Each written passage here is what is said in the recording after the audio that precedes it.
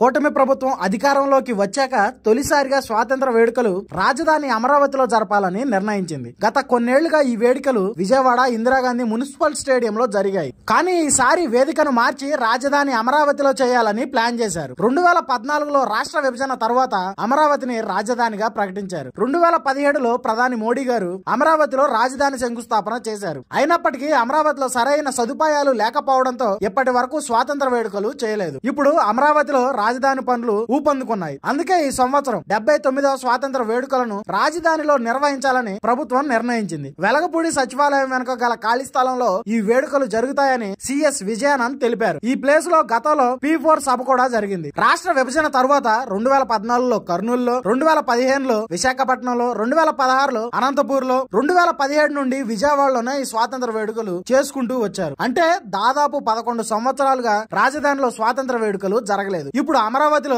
అన్ని సౌకర్యాలు సిద్ధమవుతున్నాయి. అందుకే ఈ ఆగస్టు 15 నుంచి స్వాతంత్ర వేడుకలు రాజధాని అమరావతిలో గ్రాండ్ గా చేయాలని ప్లాన్ చేస్తుంది ప్రభుత్వం. ఈ వేడుకలు రాజధాని ప్రాముఖ్యతను చాటడమే కాకుండా రాజధాని అభివృద్ధిలో ఓ మైలురాయిగా నిలవబోతుంది అని కూడా తెలియజేశారు. దీనిలో ముఖ్యమంత్రి చంద్రబాబు గారు, ఉప ముఖ్యమంత్రి పవన్ కళ్యాణ్ గారు తదితర మంత్రులు పాల్గొనున్నట్లు తెలియజేశారు. మరి రాజధాని అమరావతిలో మొదటిసారిగా స్వాతంత్ర వేడుకలు జరపడంపై మీ అభిప్రాయం ఏంటో కామెంట్ రూపంలో తెలియజేయండి.